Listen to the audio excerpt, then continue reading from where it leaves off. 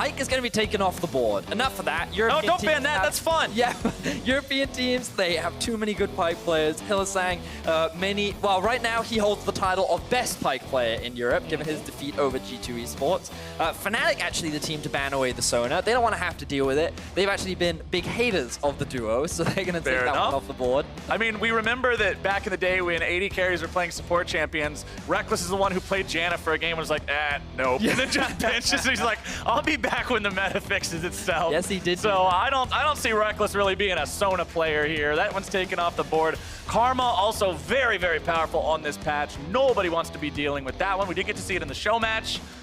Deficio got to see what the Qs do firsthand. So I feel like Aatrox is going to be the priority, something that the North American LCS loves to prioritize. Yes, sir. And Licorice, one of the better Aatrox players that I feel you have domestically. So I think Cloud9 more than happy to pick that one up. In terms of Fnatic, right now, things like the Rakan is still available, and even though that Xayah has been banned, Fnatic are often more than happy to just give that to Hylissang because of how proficient he is on the champion.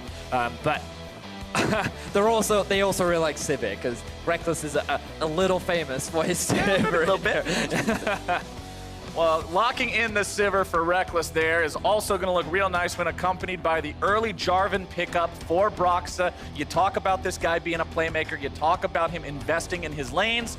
Give him a jungler that's scary from level 2, and that's exactly the kind of thing you're looking for here in this game. Back to Cloud9. They got 2 more picks coming up. Looks like the first one is going to be that Braum going into the bottom lane there. We'll see if they pick the AD carry to go with. I love Braum into Sivir. Something that Frost loves to tell me is how obnoxious his shield is against the wave clear of Sivir, because how quickly he can just remove the bouncing boomerangs and the Q as well. So like, he is just very obnoxious, not only in lane, but in team fights, and mitigating one of Sivir's biggest strengths. So I quite like the pickup from Cloud9. Cloud9 also going to go for the jungler pickup early here. They don't want to allow Fnatic the opportunity to pinch the pool anymore. They say, hey, you drafted yourself an early, strong ganker. We're going to get an early, strong ganker who can also out-duel your ganker and have priority in the jungle if he runs into him in those small skirmishes. Yeah, it certainly is. And immediately Fnatic answer with the Twisted Fate mid lane. Now, this is something that we've been playing a lot over in Europe, Nemesis specifically, the AD Twisted Fate. I know here over in the LCS, you guys have actually kind of preferred the AP We've had one. a little bit of both. You have had, but it was Crown that I usually think of when I think of that AP Twisted Crown played the traditional style. And he's brought that over to LCS, and now like this pick has become very relevant over here. I'm curious as to what Cloud9 will have as an answer for it, because given that you guys do play a lot against it, you would imagine that Cloud9 have something prepared.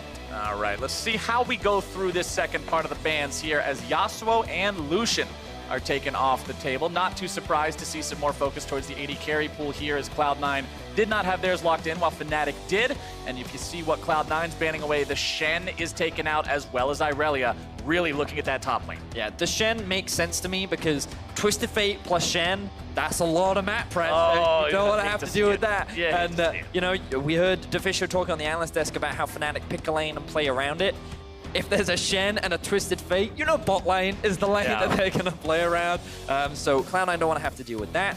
Interesting, once again, we see Fnatic picking up the Rakan. We already talked a little bit about it. Hylissang is more than happy to just play it because of how proficient he is on the champion. And this will allow Fnatic to save their final pick for last.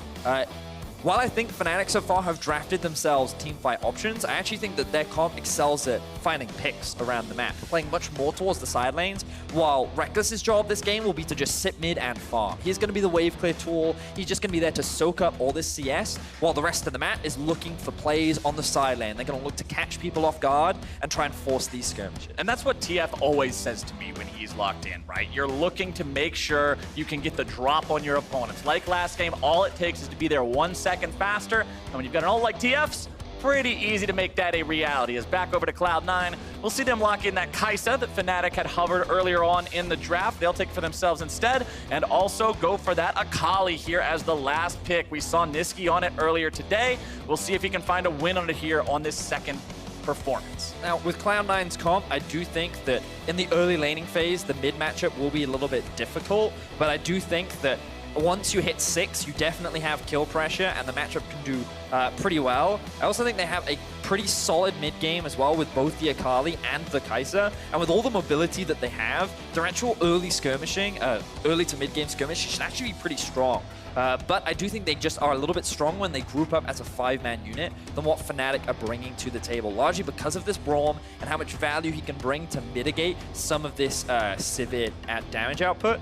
I think Cloud9 have some good answers. It's all about just making sure they don't fall too far behind in the early game. And we see Fnatic with their last pick in the Gangplank locking in something that has that global pressure. Not the same as a Shen who can get anywhere at any time, but having the Gangplank ulti go anywhere does a nice little job as a proxy. But it is worth noting, recently in North America, we've seen a few different iterations of the Aatrox versus Gangplank matchup. And at least in NA, Aatrox always smacks the Pirate around. So we'll see if Licorice can keep that up against an opponent of the caliber of Bwipo. And because of that, I want to see Svenskeren gank top lane. I want to see them threaten the GP, look for those dives. You don't get those early stopwatches to mitigate that. There's little that the Gangplank can do if you set it up properly. So I want to see them try and set up this play because they want to try and mitigate the ability to Fnatic to effectively camp bot. The Gangplank ultimate with the Twisted Fate ultimate with the dive power of the Jarvan as well. You can very clearly see that Fnatic this game have decided bot lane will be their target, and they will not relent until they find that tower. And when you've got Rekkles on Sivir, that's a pretty good investment to make. If you're saying we can get this guy to his 300 CS win condition, just make it so he throws the boomerangs into the team fight and we run them over, that's a pretty solid way to play some League of Legends. Once again, this will be our last game of the day for day one of NA versus EU Rift Rivals 2019. Cloud9 versus Fnatic, the number 3 seeds from their respective regions from Spring Split, going head to head. Let's go, C9! Let's go, C9! Cloud9, one of the most popular fan bases in North America, always loud with their chants, always here to support their squad, and we'll see if the boys can bring NA their first win of the competition. Nisqy gonna find himself retreating here from the bottom lane tri-brush as Fnatic does a 5-man face check with the flag. Will be forced to take the E early on. Will hurt a bit of his early wave clear, but it does also mean that Cloud9 can look to trade some early vision up towards the top side of the map. So being proactive in this early game to at least get something back, both junglers looking to figure out where their opponent will start. I wouldn't be surprised to see Broxah start up towards the top side of the map, allow Rekkles and Hylissang to get into lane sooner, but also note how Fnatic are staying grouped up as a 5-man unit, afraid of a potential Cloud9 lying in wait. And as we're waiting on the minions to spawn and everybody goes back into their jungle, real quick look at sort of where the keystones fell this game. Gangplank going with the grasp over the Klepto, wants to make sure he stays as healthy as possible up against Licorice, who did take Electrocute on this Aatrox for maximum kill threat. Hail of Blades on Svenskeren to get the auto attacks off as quickly as he can to make ganks better. And Nemesis going with the Kleptomancy on TF, knowing that he's going to have an easy time finding those auto attacks and those procs onto a melee champion like Akali. Also the Conqueror on the Jarvan rather than the Electrocute, so going more of the sustained DPS rather than the burst that we can often see from that. Slight differential. Now, level 2 gank from Svenskeren. There is an early ward there from Fnatic, so they will read this play a little bit more defensively. And it looks like that Fnatic are expecting this invade to come out from Svenskeren. Broxah's lying in wait. Broxah knows that he should not be starting this blue buff up, but again, here's the problem. Even if you wait, Jarvan loses to Xin Zhao 1v1. It's not a fight that you want to take, so Broxah has to retreat. He is low on mana. Svenskeren will start up the blue buff. Fnatic are trying to rotate over as both supports working their way into this fight. Broxah's going to get jumped on by Svenskeren. Broxah has to flash away, and now Cloud9 have priority and control over the blue buff. Svenskeren working this one down, uses the smite, steals it away. Broxah still backing. He decides, of course, there's no reason to be sticking around on this one. You can't contest any further, and Svenskeren will take control of this part of the jump. Great utilization of the early game pressure from the side of Cloud9. Notice how Nisqy actually gained priority in mid lane, making it harder for Nemesis to roam down. And because Rekkles and Hylissang were forced to play on the back foot, because they spotted Svenskeren out, it meant that they were forced to play defensively as well. So Broxah had no real assistance. In the 1v1, as you alluded to, he was going to lose. which means that they're able to get a clean buff steal, but now Licorice flashing away. 1v1 on the top side, won't be that way for long. Broxah shows up to try to lend a helping hand, but remember, he didn't have a flash because he had to use it in his own jungle, so he cannot flash for the final auto attack. Cloud9's bottom lane, forced back underneath their turret. Nisqy almost killed. First blood happens in the top side as Nisqy moves up there on cleanup duty. Nisqy has been generating so much pressure in mid that he was quickly able to get an effective TP up towards top side to get the collapse down onto Bwipo. What should have been a solo kill ends up as a kill going in favor of Cloud9. They lead the kills and the gold. You always like to see that Gangplank be set behind a little bit early. Let's take a look at how Nisqy did it. So you can see the teleport coming in. He pushes out mid. He then goes into Fog of War, and he cuts off the escape route of Bwipo. Doesn't need that much to find that kill on a squishy Gangplank with no flash, and Broxah's forced to get out of there because the jungler of Cloud9 shows up as well. One of my favorite things to follow in League of Legends is unintended consequences. And the consequence of having to flash because you wanted to contest your blue buff in the bottom lane for Broxah meant not finding that kill onto Licorice, meant getting your own top laner killed instead, and it's tragedy early for Fnatic from that one. But at the same time, not that tragic, because when you look at the gold, they're still slightly ahead despite being down a kill. And it's because of this bot lane. Notice how Fnatic have been generating so much pressure in this 2 versus 2. Sneaky and Zeyzal took one bad trade, and now they have no health pots left. They've run out of sustain, and all the wave clear from Rekkles is just free to run rampant through the minions and generate a lot of pressure. Speaking of pressure, Licorice making sure to apply some to Bwipo here in the top side. Getting the better of him in the trade here early on, but Bwipo makes sure to take the extended trade when Licorice's cooldowns are down, so he doesn't completely lose the lane. And this is something we were talking about earlier, Captain Flowers, when we were complaining about Tom Kench, and the fact that those are very obvious windows where you can look to trade. Very long cooldowns to the Aatrox Q early on meant that Bwipo could comfortably stay in range and just keep harassing with the auto attack, with the grasp proccing as well. The burn from the Gangplank passive means that he was actually able to come out relatively even against Licorice. So great awareness there from Bwipo, good trade from Licorice as well. Meanwhile, overall state of the game, very even for both sides. Sneaky trying to find himself a 1v2 kill here. Whoa, that Void Seeker would have done it. Rekkles, quick on the reaction with the spell shield to make sure he stays alive there, but Sneaky almost made it happen 1v2. Cloud9 doing a great job in this early game, but notice how Nemesis has now hit level 6. We have to keep an eye on where he's going to look to make his play. There's no flash top lane. This feels like the easiest play for him to be able to look for, and given that Brox has already made his way up there, I think that they'll be looking to try and get that shutdown onto Licorice. We also have to pay attention to the fact that Brox is severely behind this game. He is level 3 on the Jarvan. He had 7 CS at 3 or 4 minutes into the game. He had taken 3 top and only cleared his initial buff because of Cloud9's interference and the fact that the play didn't go well into the top side. Before the game, we already mentioned how Broxah will commonly fall behind early game to help facilitate his team getting ahead, but in this game, his team's not really getting ahead just yet. He's just falling behind. He'll step out and try to find the gank onto Licorice here, who does not have that flash, as you already mentioned.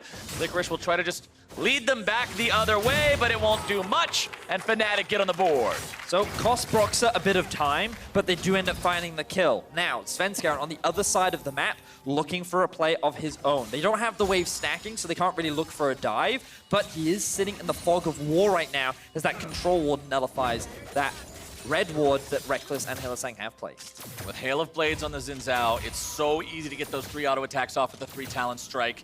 Hilly wants to walk over here and see if he can clear that control ward out. He's going to walk right into Svenskeren, who saves the dash, wants to go forward. He finds the knockup. There's your chain CC coming through. They needed one more auto attack and could not get it. Fnatic disengage. Very close, though, from Cloud9. They almost found themselves another kill on the board. Unfortunately, could not convert it into much. So we're going to get a quick look back at this play up top lane. Not really much to break down outside of Licorice's lane is in a really awkward spot, given that it's constantly pushing towards Bwipo's tower. It means that he's always forced to just slightly overextend to stay within, at the very least, XP range. Would have been nice if his jungler could come top to help him push that one out. Unfortunately, he was playing towards the bot side of the map, so he ends up losing his life. Fnatic still feeling comfortable here in the early game. 1,000 gold ahead of their opponents. Zeyzal and Sneaky just doing what they can to farm up here, and There's been a few Cloud9 games so far this split in North America where Nisqy and Zeyzal have not had the best time in bottom lane. The rest of the map has carried them. This is a duo that is okay with not being the ones who get super far ahead early on in the game. They don't need to be heavily invested into. Speaking of heavy investment, Cloud9 again looking to invest in counter jungling Broxah. Nemesis is here already. Svenskeren wants to steal this away, but Rekkles is already popping on the hunt. Gangplank ulti continues to come down. Nemesis secures the blue buff with the wild cards. So a couple of ultimates we use from Fnatic. This time, Fnatic actually secured their own blue buff. But C9 are generating a lot of pressure, and because they have so much control over the bot side of the map, they'll actually be able to start off the Drake. So they've been actually playing a lot more around the bottom side. They kind of abandoned Licorice. I wanted to see more of them invest towards the top side of the map, because if you try and force a play bot, there's always the risk of, even if it is 4v4 and Bwipo can't join the fight, that Gangplank ultimate adds like a half member, you know? Yep. So it's like 4 versus 4.5. So trying to play and shut down this duo is a lot harder. But they're committing. And so far, they shut Broxah down in the early game. But notice now, he's level 6. He's a level 8. Svenskeren just ticked over, but the fact that they're the same level, considering the deficit he found himself at, definitely surprising. Oh, Licorice trying to take Bwipo down underneath the turret, but Broxah is there in time, and they turn it around. Right place, right time, once again for Broxah. That looked like a clean kill for Licorice, and now he's here comes Twisted Fate. Zeyzal is thrown under the bus with no way out. A little bit more damage will do the trick as Nisqy shows up with a TP, looking to clean one up in return. Goes back into the smoke, keeping himself stealth. Tries to escape with a perfect execution. Shuriken gonna follow that one up, and it's 1 for 1.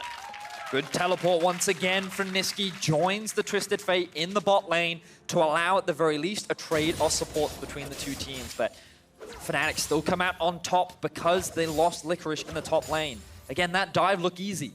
That Gangplank had no mana, he had no health. Licorice says this guy is greeting, he's overstaying, but notice how Broxah pathing his way up, noticing like, I think he's gonna try and dive you. Bwipo knows he's gonna try and get dived, so he's there to help save the day. And here's the clutch flash to get that knock up. The tower shot helps secure the kill. Very well played there from Broxah in light of his weaker early game. Then we get to see this play. The duo, again, overextended because of where Fnatic is keeping the wave. This allows Nemesis to get a good ulti off, but the Ignite has to kill a Zeyzal, and then Nisqy with a 3-man stun into the Shroud, just buying a lot of time, allows them to get at least 1 kill back. Now Hylissang dying in the river. Hylissang in some trouble here. Not going to be pulled back into the Aatrox zone with the chain. And once again, it's 3 out of 4 hits on the Braum passive, meaning he walks away. Zeyzal, still no level 6, still no Glacial Fissure if this breaks out into a full-blown team fight. Cloud9 controls the river right now. Shelly is aggro, putting a couple of auto attacks onto the Cloud9 support. Fnatic hanging around just to make sure Cloud9 doesn't get away with this. Nemesis still in mid lane, shoving this one out, trying to gain priority, give Cloud9 something else to think about. Bot lane has been completely abandoned. Everyone is up Nobody's the hanging top out side. there no more. They all want to fight for this Rift Herald. Fnatic have control of the river right now, but they can't commit to Zeyzal. Will they use the ultimate? No. Broxah just going to be a safety guard there for Hylissang as they walk away. And again, this like ebb and flow, both teams fighting for river control. They've swapped both their top lanes up towards the top side, knowing that Rift Herald is the next big objective. But notice how Bwipo has his ulti available. Ultimates are coming online everywhere except for Rekkles. The C9 and the wants to start this one off. Will Fnatic fight for it? Fnatic critically also a few seconds away from having the Twisted Fate ultimate available on Nemesis as well, so they cannot use that to check the position of everybody on Cloud9. Nisqy sitting on top of a control ward, ready to swoop in from the flank if this fight goes all the way. Svenskeren picks up the Eye of the Herald. Fnatic still looking for the opportunity to engage, but Cloud9 back themselves away. Unbreakable thrown up. Zeyzal keeping himself in a defensive position. Ult thrown out by Nemesis. They see everybody from Cloud9 is here, so they don't go after it because Bwipo is pushing up on the bottom side. And this is the thing. Fnatic made the decision that they will sacrifice the Rift Herald to get Bwipo more gold and pressure on that tower. Sneaky now gets knocked up. He'll just walk away with his life, though. He's absolutely fine in that 1 versus 2. But the thing about that Twisted Fate ultimate that was so good is it gave information on where Licorice was. So in a situation where Fnatic could have potentially gone for a fight, they recognize that Licorice isn't bot lane, which means that they can just freely allow Bwipo to keep sieging onto this tower and actually secure the first tower of the game. Bwipo burns that one down with the trial by fire from exploding the barrel, gets it just in time as Licorice shows up to see the rubble fall. That's Fnatic going almost 4,000 gold up the game wouldn't look that severe when you just look at it as one turret and one kill lead going Fnatic's way. But then when you examine the farm, when you examine the fact that there's so much money on this Twisted Fate from the Klepto, so much money on Gangplank because of him farming up passively with the parlay, there's an 8 CS difference top lane, but because of the advantages earned for the Gangplank in terms of turret plates, global gold, and his passive, he's 1,700 gold ahead. Yeah, Bwipo's pretty strong pirate right now. That economy doing works for him. As we approach the end of the turret plate phase, Fnatic looking to secure even more, and that's really where a lot of their advantages have come from so far this game. Even though Cloud9 have been proactive and have found a couple of picks here and there, I like what they were doing in the enemy jungle. So far, it hasn't really resulted in any significant objective outside of the Rift Herald. So utilizing that is going to be very crucial for them. And I want to see them take down this mid-tier 1 tower because it then makes it a lot harder for the Twisted Fate to roam. The reason is because you can then push out mid. Ooh. Hylissang trying to get away. One more auto attack. Once again. That's 3 times now, Vedius. 3 times they've gotten to 3 out of 4 of the stacks, and Hylissang always gets away. So the thing is, now C9 have committed 3 members up towards the top side. Fnatic can send their members mid and start threatening this very low health mid-tier 1.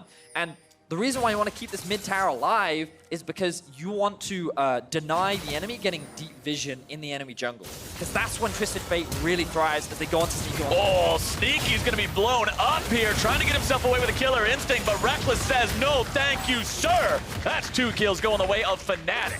And this is the half member, except the whole guy TP'd in this time is Nisqy now in a 1v3. Nisqy shows up, tries to defend underneath the turret, but it only had 1 shot left, meaning Nisqy has no health. He'll manage to take down Rekkles, but it's only going to be 1 for 1. Broxah tries to get himself away. He'll manage to dodge out with the flag and drag as Licorice tries to pursue his opponent. One more slam might be able to do it, but it's not going to come in time. It's a double kill for Nemesis. And Cloud9 try to react to the play being made from Fnatic in the top side rather than try and get something elsewhere on the map. That is not what you want to be doing against a Fnatic that has so many globals and so much mobility. They always had the numbers advantage. They walk away with the kills, they walk away with the tower, and Fnatic is a happy team. And this is where this all started. Sneaky gets collapsed on because Zeyzal is trying to ward the Tribush. He loses too much damage before Zeyzal can stop the death from coming through. Then the Gangplank comes through. And again, they should be looking to try and trade something elsewhere on the map. But look at where the bot lane is pushed in. You can notice that Licorice is kind of shoved underneath this situation, and he can't help. So C9 is just constantly sending member after member up towards the top lane, saying maybe we can get something back. But it's just like one by one, they just keep running into Fnatic rather than just cutting their losses and getting out of that situation. Single file lines work for the lunchroom. They don't work for top lane, as Cloud9 learned the hard way here. Double kill over to Nemesis puts him up to 2-0-1 on this Twisted Fate. Trinity Force means very powerful procs on the pick a card. Rapid fire cannon means extra range to get those stuns. Very scary and often something that can surprise you if you're not used to playing against it. Nemesis and the rest of Fnatic now going forward once again. There's that long-range stun I'm talking about. Only onto Zeyzal, though. Cloud9 coming back in, looking to re-engage this one. Broxah stunned up. There's your Glacial passive coming in. Those blows doing their job as they are going to lose Zeyzal on the side of Cloud9. It's 2 dead on C9, 1 on Fnatic. Cloud9 in full retreat now as Sneaky's going to be stunned up, taken down. Nemesis goes on a killing spree, and the man's not finished yet. Stuns up Nisqy, but he goes too far, and that's a shutdown, plus another, going the way of Cloud9. Nisqy falls too. Good lord, Vedius, it's a bloodbath. Licorice is up next. Bullets and boomerangs are flying. Cloud9 dying. Double kill Bwipo. You took the words right out of my mouth, Captain Flowers. Fnatic obliterate Cloud9, who fought valiantly in the mid lane, but it was not enough. The gold lead mounts. 9,000 is the advantage Fnatic now sit on, and Fnatic is forced to walk away and watch as their objectives crumble. Bwipo's Gangplank is fierce at this point in the game. He got out of the laning phase that we expected him to lose. He's 35 CS ahead. He's got the Trinity Force in inventory. This guy, the world is his oyster. He can do whatever he pleases. Yeah, he doesn't quite have the big crits just yet, so his barrels aren't as scary as some have been in the past. But Fnatic, they have to be careful trying to force this Ocean Drake because they spend a lot trying to secure those 2 mid towers. So if they get too greedy, they could end up losing mid themselves. They don't want to do that, so they're just waiting for Sivir to come back out on the map. and then once everyone has rejoined, spent that gold, then they can look to try and force this objective. So let's have a look back at this replay. Notice how much damage Nisqy takes from the poke from the side of Fnatic. But then just kind of stun Zeyzal. This is more like a power play, forcing C9 to split up, kind of get them to bait into overextending, but then they actually find a kill onto Broxah, and things actually look very good for Cloud9 initially, but then they can't quite commit because of how Fnatic positions underneath the tower. If they go too deep, then they're just going to take all that extra damage from the tower shot, and they kind of lost two of their big frontline members with both the Braum and... Ooh, okay, we're right back into the fight. Broxah going to be taken low here in the middle. Rekkles on the wrong side of the wall, still looking to find some damage onto the back line of the Cloud9 members. He's going to be taken down. Sneaky's out of the picture. 3 down on the side of Fnatic. Cloud9 striking back hard, but Nemesis is still alive, and the cards are being thrown left, right, and center. Licorice knocks him up into the air, but he locks in another gold card, looking to find that mark onto somebody. The Gangplank ulti comes down. Cloud9 are in retreat. Svenskeren gets stunned up. Nisqy doesn't want to be taking that blast cone anytime soon. It is a 3 for 2, but it goes the way of Cloud9. Ooh. I mean, that's still a great team fight for Cloud9. They're able to find a couple kills. They're able to get a couple shutdowns. Nisqy potentially even looking for an engage onto Nemesis. Oh, what do we got here? Nice stun coming out from Nemesis, making sure Nisqy can't go too crazy here. Another gold card. Nope. Red card coming out just to clear those minions out. But looking forward to this replay. See how C9 were able to find this fight. Looks like Fnatic set up and started the Ocean Drake, but notice how Rekkles is still in the mid lane. Fnatic feel at this point that they can get this collapse happening because it's a 5 versus 4, but then they actually can't kill Zeyzal and Svenskeren fast enough. Rekkles is now stuck in this awkward position where he's now on the red buff, and it feels like the C9 were just in the better position to fight. They had the flanking TP from behind. They were able to fight front to back. They had their tanks being focused at the beginning of the fight, and then they could disengage. Even though they ended up losing the Kaisa, finding 3 kills was still very important for them and buys them a little bit more time and a small avenue back into the game. Well, they're going to need to put some time on the credit card here soon because they are running low, my friend. 9,000 gold down, not even 20 minutes into the game is a pretty rough way to be.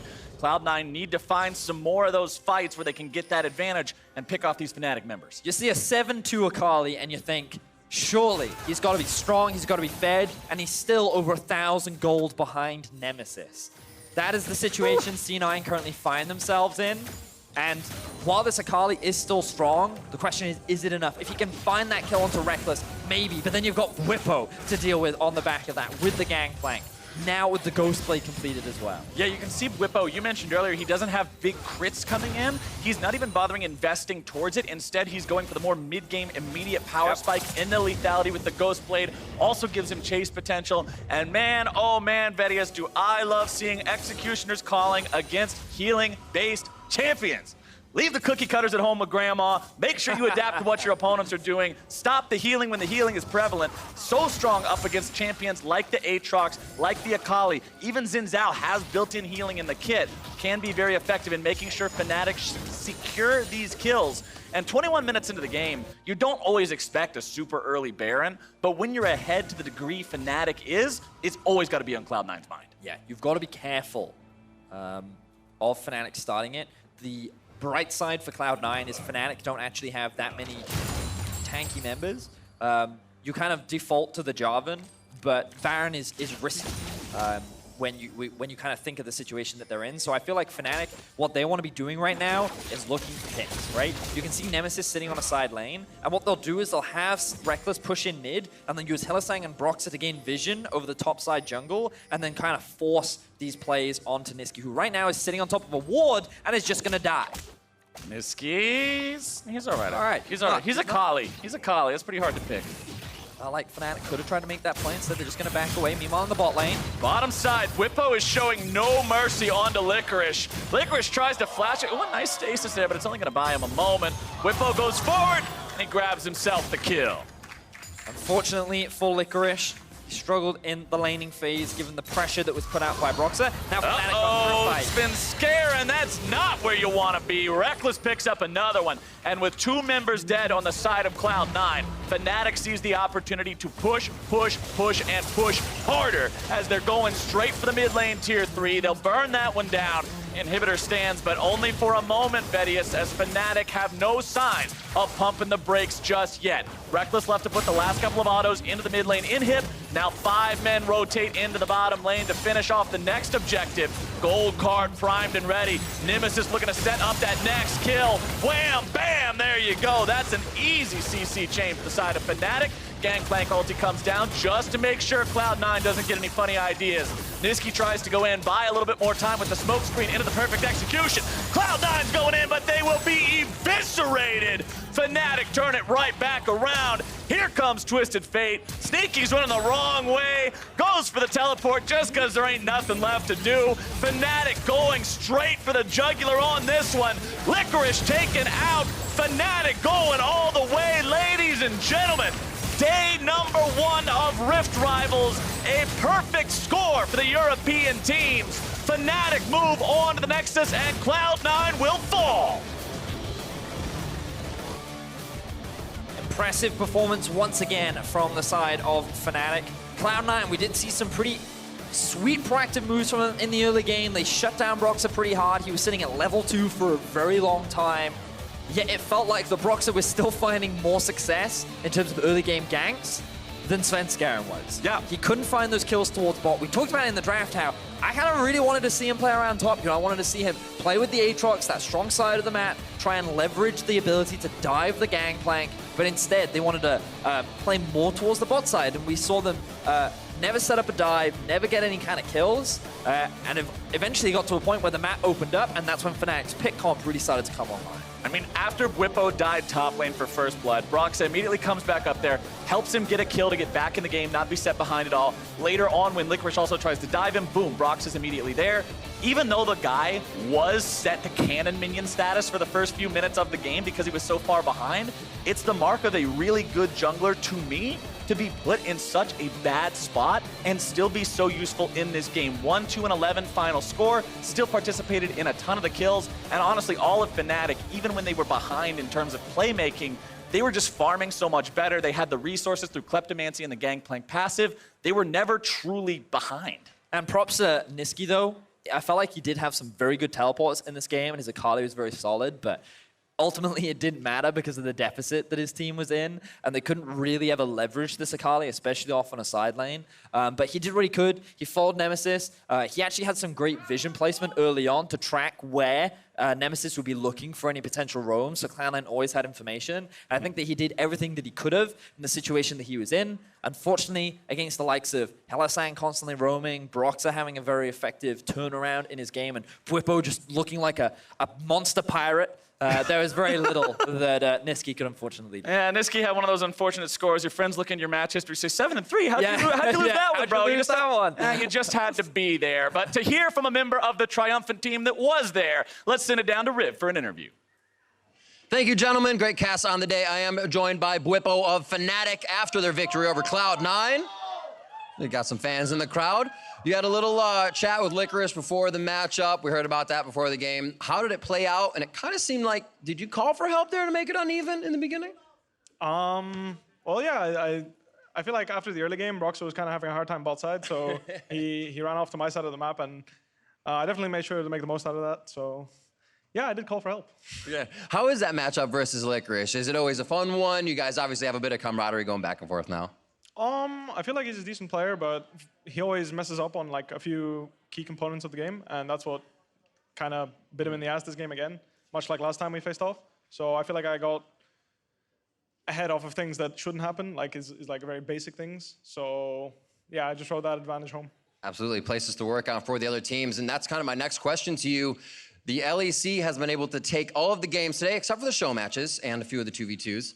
Plus, looking forward, what is kind of the mistakes, the crux that you see here for NA that's stopping them from being able to take games? I'm not sure, to be honest. Like, it's a pretty in-depth question, but in general, I feel like whenever we get advantages, we make sure that the lanes are winning and whatnot. Whereas I feel like most of the advantages that laners from NA are getting right now are kind of getting floundered.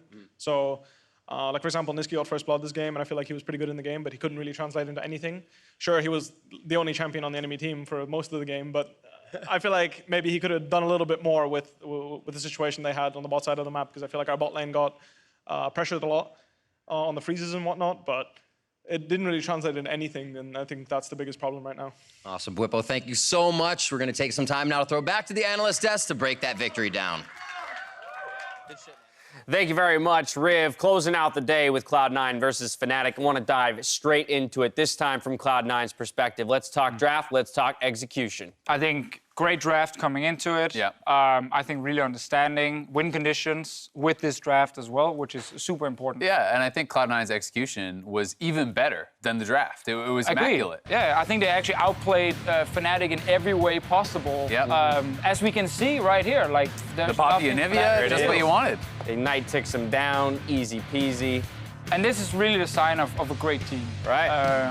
Being able to kind of pull off these kind of compositions where you can lane swap around, there's only one lane. Don't even need to hit the wall bang into the Nivea wall. Just push them right past. Both solo laners laning mid, that's the creativity we've been asking for.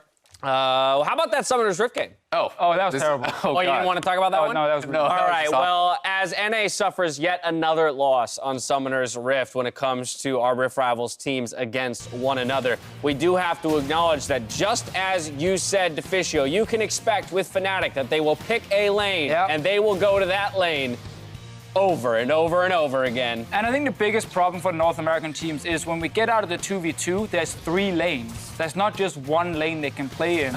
So multiple people can actually carry in this game on the side of Fnatic. Obviously, it is, again from Broxah top side. I believe GP ended up having 3 fully completed items when there was a Black Cleaver on Aatrox. It was in 3 levels. It was something like, it was like level 12 to level 9. Am I over-exaggerating? Yeah, I think it was like Triforce Ghostblade, Tabby's Executioner. Maybe this was a good attempt by Licorice to try and get, but a little late on the flash. That was he had to predict, and that was a phenomenal flash from Broxah to capitalize on the kill going back the other direction. But as you mentioned, Bwipo off to the races in terms of a gold advantage. For Cloud9, they had a couple good looks throughout the game, but never enough to really turn things around. And in all seriousness, I actually think the biggest mismatch here was the bot lane 2v2. Like, it was very heavily Fnatic favored from the start, and it kind of means that if you're Nisqy, even if you get a bunch of kills, like, your top lane is now behind due to ganks, and your bot lane is just behind due to 2v2. Like, you literally have nothing. The map is collapsing around. Yeah, like, no one is gonna help you actually try and carry this game. And top lane is one of those matchups, too, where it's like you pick the early mid-game champ, they have a champion that's just gonna be scaling into late with Gangplank, so there's not even really any kind of coming back or farming for late in that sort of matchup. It just gets worse for the Aatrox. But this has been a problem for NA, all throughout the day. If your lanes are losing 1v1, losing 2v2, the map starts to fall apart a lot around the jungler. Svenskeren actually had a fantastic early game. At one point, it was sitting at 20-something CS to like 7 in the jungle because he had invaded him at the blue. We saw Broxah try to come back and challenge that. He has to flash out of his own jungle. If then the 2v2 is going better for C9 down on that bot side, then you can turn that into potential dives. You can turn that into 3v2s, 4v2s down on the bottom side. But things did not go that way. Cloud9 got nothing from that. We heard even Bwipo touching on that in the interview, that they were able to get nothing from their advantages on the bottom side of the map. And then meanwhile, Broxah and Bwipo teaming up on the top side get a lot done, and Fnatic just completely blew the game open. And because this game, and actually both Fnatic games have been more standard drafts, in the sense you have a normal AD carry in the bot lane, it feels like there's a chance in the early game here, just like with TL, where they actually got ahead of matching, and it's not as crazy in what's happening. And yet, you look away for like 2 minutes, and then clock hits 10, and Fnatic are like 5k gold ahead. And you're just like, okay, that happened just kind of out of nowhere almost. Right, these games to a degree have been lopsided enough. It makes it hard from the North Americans' perspective to figure out what exactly needs to change between today and tomorrow to start picking up those victories, because it feels like there's too much. I mean, at this point, the only team I think, that can walk away from day one and say, like, you know what, like, we almost had it is TL. I think that Team Liquid, through that first game against Fnatic, I think they were in, actually a pretty good spot, prior to that mid lane display where they gave up Baron and everything else. The other teams, it's been a bit of a disaster for day one, especially, Cloud9 has played the 2 games and got pretty much dominated in both of them. I would like to see the North American teams focus more heavily on early game, focus on drafting more engage, because if you're not dominating lanes, if you are falling behind and you're drafting these compositions that have no hard engage on them, it's so difficult to come back into the game. You lose in the early game, you lose control of vision, and then your way to engage is like a Lux Binding or things like this. That is just not going to do it against these top-level teams.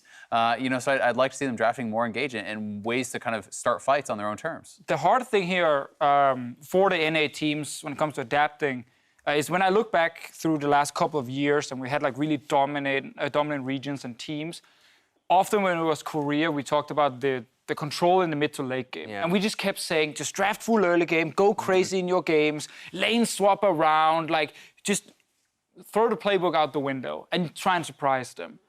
That doesn't work anymore because the actual meta is the craziness. It is to be fast. It is to be fast. It is to lane swap around. It is to four-man flex a champion. Right. That's what we used to ask from teams when they were going against the unkillable, SKT.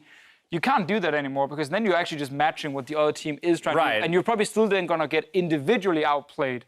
So I'm trying to think, like, what is the quick solution where you have basically, 12 hours before you play again? Right, two teams playing the same style. The strictly better team will win near 100%. Which also played the style for all year. Of the time, exactly. They're more practiced in that. So, yes, it's a question of, as Mithy said, do you stick to your guns as an NA team, even if you aren't finding success with it so far? Just clean up a few elements of your play and maybe not hand away such large advantages that you can actually make it to that 25-minute mark with a slightly more even game. And that's where I do feel like hard engage is the name of the game. We've seen this in North America when teams are struggling more, going towards things like Hecarim, going towards things like Ornn, going towards things like Rakan, where you have the ability to actually force fights on your own terms. If you are getting run around the map a little bit, it's a lot easier to actually start fights around objectives, to actually try to create picks and try to get advantages off that, because a lot of these teams, I think, are fairly good at actually skirmishing and playing out the team fights. They're getting outclassed in lanes, and they're not giving themselves ability to actually start fights once they do fall behind. And then from there, it's just going to be a slow bleed out. Now, positive about the tournament format for NA in this situation is you're guaranteed to make the final. So even top two, baby, let's go! Even if you decide tomorrow to just test a million things, you can do that looking towards the final itself. You can get away with it. You can actually get away with it, and you're still making the final. Thank you, Fischio. That's pretty good. MSI final, Rift Rivals final. There you go. All right, I like to hear that. Day one of the tournament ends with Europe claiming a decisive lead, to say the least, with North America coming up short in all 4 matches against the top 3 from EU. Fnatic, they claim wins over the number 1 and number 3 seeds. Meet us back here tomorrow, though, where we get a rematch of the MSI Finals as Team Liquid try to get the better of G2 eSports. Then Origin and Cloud9 will square off with 3 more matches before the Best in the West 2v2 tournament to close out day 2. All right, let's take a look at those matchups tomorrow, Deficio, that the NA teams have to test some things out. We are, of course, kicking it off with that rematch of the MSI Finals. I think more than anything, fans want to see Team Liquid be competitive in this game. Even if it still ends in a loss, they want to see an increased level of competitiveness from MSI to now. Best performing NA team on day 1, and G2 in best of 1s are definitely beatable. It's whenever we give them best of 5, for some reason there's an extra gear and they just destroy you. But I think TL in both games against G2 and us, if I'm putting, if I'm hoping for an NA team to win somewhere, I'm looking at the 2 TL games. All right, fair enough, fair enough. Cloud9 Origin, I think, will be an interesting one, again, from a draft perspective, because as we've talked about, Cloud9 seems to be the most willing of the North American teams to try things. You even saw referenced in the Licorice Bwipo video that back at Worlds, Reaper just said, well, you have to find the counter pick, and tasked Licorice with finding that. Even though it didn't come to fruition, there is that willingness to try things and to look for the surprise picks that maybe might be an answer. Yeah, and we'll see if they can figure out anything for day 2, or if they are going to try to take a more drastic approach to What's the big in NA solo queue right now? What kind of cheese pick? Rumble mid. A lot of Rumble people mid? are playing Rumble mid. I heard Tristana jungle, someone did that as well. What? Yeah, I heard that was kind of weird. That's ludicrous. Don't put that I'm on just my wondering screen. if there is a solo queue pick in NA that's getting pretty big that could be a surprise. What are we... No, not really nothing? missing anything at the moment. At least not on this patch, right? You'd be jumping forward to 9-13 that's and kinda looking at useless, some of yeah. those changes, I maybe. mean, Karma and stuff. But like Karma's been I on think the we've seen ban Karma. table. Yeah, and Karma's been on the ban table. I have been waiting for that to slip through, put it into the mid lane, and then No. when you have like Karma Lux or something with an incredible amount of shields, maybe then TL could fall back on the more scale-oriented style, but Won't happen. even then, it's looking tough. Off of day one, it is looking very tough for North What do you America. base I that think on? We're gonna have the to. 0-4, the being down. It's just a weird feeling I have. Right. Yeah, more than anything, I think it's intuition. I don't think there's any stats that necessarily Right, support right. the feeling. I think TL could have won. TL could have won that game. As you said, tournament Agreed. format does speak to anything being possible, as both teams will find themselves in that final best of 5. Now, for myself, though, the casters, the entire live broadcast crew, we got to thank you for watching, and we'll see you tomorrow for more Rift Rivals, powered by Alienware. Good night.